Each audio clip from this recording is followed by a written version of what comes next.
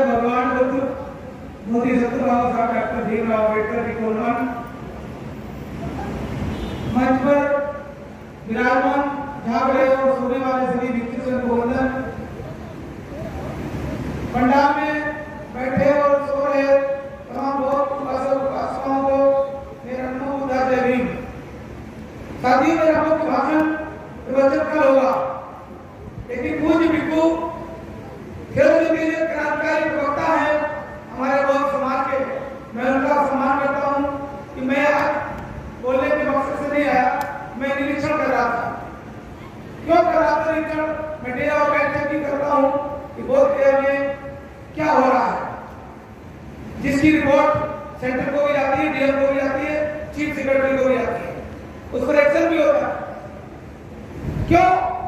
Buddhist parliament मेरा बोध गया में है, मोदी सरकार का दिल्ली में पार्लियामेंट है, तो मैंने बोध गया में बम ब्लास्ट के बाद बुद्धिस्ट पार्लियामेंट म्यांमार मोनेस्ट्री में बनाया है, सामने बिल्कुल बुद्धिस्ट पार्लियामेंट। उसका काम क्या है? भारत में कहीं भी बौद्धों पर अत्याचार हो, पीड़न हो, बौद्ध भिक्षु का मर्डर हो, कोई प्रॉब्लम हो, रेलवे नहीं, हवाई अड्डा नहीं, उनके लिए काम करता है।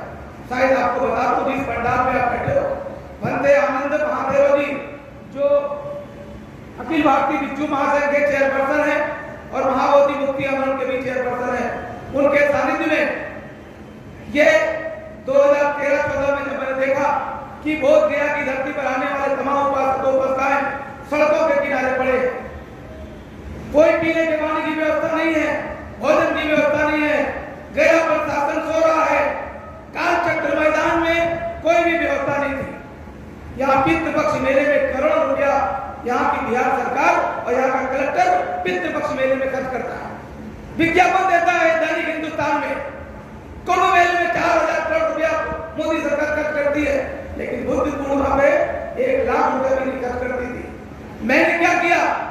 चकमा मोनेस्ट्री के भिक्षु त्रिपाठी हैं और वंदे आनंद महादेव जी, इन्होंने मुझे कहा कि बेटा कुछ होना चाहिए। मैंने सुप्रीम कोर्ट के न्यायमूर्ति से मिला और राष्ट्रीय मानवाधिकार आयोग में केस डाल दिया, बिहार सरकार और चीफ सेक्रेटरी के खिलाफ समन जारी हो गया, नोटिस जारी हो गया। आज की डेट में पहले 2 पंडाल लगते थे, 4 पंडाल लगे हुए, 4 पंडाल लगे, कल इधर भी इधर भिजवा दूंगा, अगर यहाँ भीड़ हुई तो डीएम को और इधर भी कारपेट लगवा दूंगा। कितना पुलिस है ये मैं देखूंगा। पिछली बार खाना खिलाते समय या भगवती थी, मेरे आदमी कर रहेंगे, पुलिस भी रहेगी, और मैं देखूंगा कि क्या बीडीएमसी और यहाँ का कलेक्टर करता है। अगर कलेक्टर गड़बड़ी करेगा तो कलेक्टर के खिलाफ मैं दिल्ली में केस फाइल कर दूंगा। मेरा काम यह है, मेरा बेटा सुप्रीम कोर्ट में है, मैं एक सुप्रीम कोर्ट के वकील का बेटा हूँ। यहाँ पर आने वाले समय में जापान बना दूंगा, मेट्रो रेल मैंने पास कर दिया है, गया बोध गया से मेट्रो रेल चलेगा। भिक्षु लोग एक टेम्पो में 10-10 भिक्षु बैठकर आते मैंने देखा है। यहाँ पर गया से बोध गया चतरा रेल मार्ग पास हो गया, 100 करोड़ रुपया पिछली बार मैंने सर्वे के लिए पास कर दिया। रेलवे भी आएगा, मेट्रो भी आएगा, और यहाँ की सड़कें सुंदर होगी। आप लोग काफी प्रयासों के बाद आज बोध गया जापान बनेगा, और जापान बना देंगे अगर आने वाले समय में। महाबोधि महाव्यास में आपका कब्जा होगा। जब हिंदू मंदिर आस्था के नाम पर मोदी सरकार उनको दे सकती है, बिना सबूत के पहला जजमेंट इंडिया में आया, बिना प्रमाण के, बिना सबूत के राम जन्मभूमि हिंदुओं को दिया गया, लेकिन महाबोधि महाव्यास को सम्राट अशोका का बनाया हुआ है, सबूत है, और पूरी दुनिया की आस्था का केंद्र है। महाबोधि महाव्यास हम लेकर रहेंगे और जीतेंगे। ये भिक्षु संघ का होगा, आप लोगों का होगा। मैं इस मन से वादा करता हूँ, आने वाले 6 महीनों में, 1 साल में महाबोधि महाव्यास बौद्धों के हाथों में होगा। हम आपको परेशान नहीं करेंगे, भूखा नहीं रखेंगे, चंदा वसूली नहीं करेंगे, जैसा कि हमारे कुछ साथी भिक्षु संघ को बदनाम करके, भिक्षु संघ का अपमान करके, और 2 लोग वहां पर धरने पर चला रहे हैं। ऑल इंडिया भिक्षु महासंघ के माननीय अध्यक्ष वंदे आनंद जी को उन्होंने कोई भी सलाह मशवरा नहीं दिया।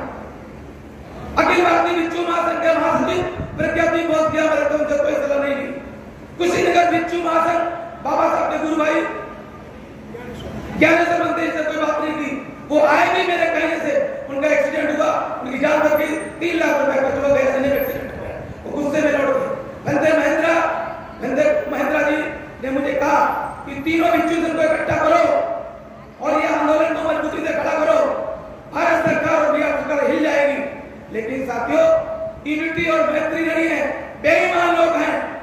केवल चंदा वसूली में चल रहा है। 3 दिन से झगड़ा चल रहा है। वो कहता 2.5 करोड़ रुपया खा गया, वो कहता 10 लाख खा गया, वो 20 लाख खा गया। ये चल रहा है बोधगया की धरती पर। हमारे तमाम नासमझ लोगों को परेशान किया जा रहा है, गर्मी में मारा जा रहा है, प्रताड़ित हो रहे हैं। लेकिन हम आपके साथ ऐसा नहीं करेंगे। काल क्षेत्र मैदान की पावन भूमि पर आप लोगों के लिए सारी सुविधाएं होंगी। पंखे नहीं है, पंखे कल बोलूंगा, डीएम को भी, सेक्रेटरी को बोलूंगा पंखे लगाओ, कारपेट बिछाओ। पुलिस का बंदोबस्त अच्छा नहीं है तो एसएसपी डीएम को बोल करके पुलिस प्रशासन को टाइट करेंगे। लेकिन सुरक्षा के नाम पर चूक नहीं होनी चाहिए। कोई गुंडा, कोई विरोधी आप पर हमला न करने पाए, ये पुलिस की जिम्मेदारी है और हमारी भी जिम्मेदारी है।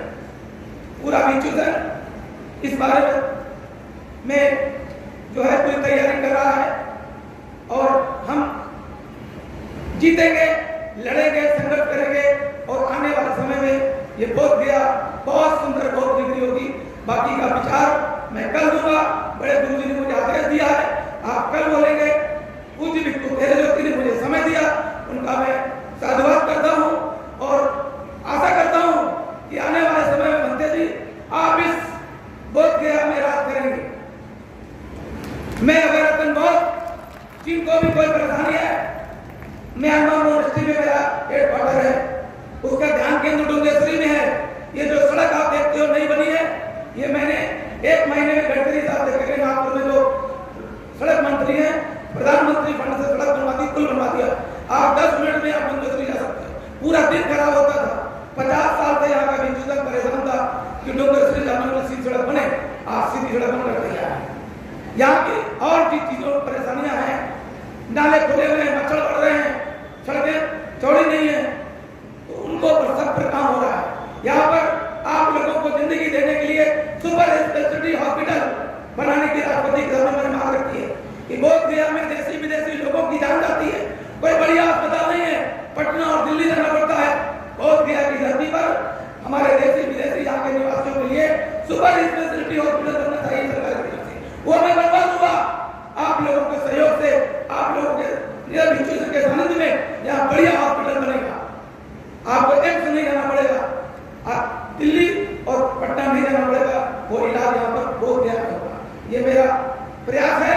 मैं जब तक जिंदा हूँ, कलम की ताकत से बाबा साहब ने मुझे कलम दी है। एक कहावत है, हजारों वर्षों में मसीहा एक आता है, हजारों वर्षों में मसीहा एक आता है, तो आदमी से आदमी का हक दिलाता है। भीम बाबा बड़े दयालु थे जो गांधी को जीवन दान दिया और बड़े गौरव की बात भारत को संविधान दिया। इसलिए साथियों, हमें बाबा साहब ने संविधान और कलम की ताकत दी। हम कलम की ताकत से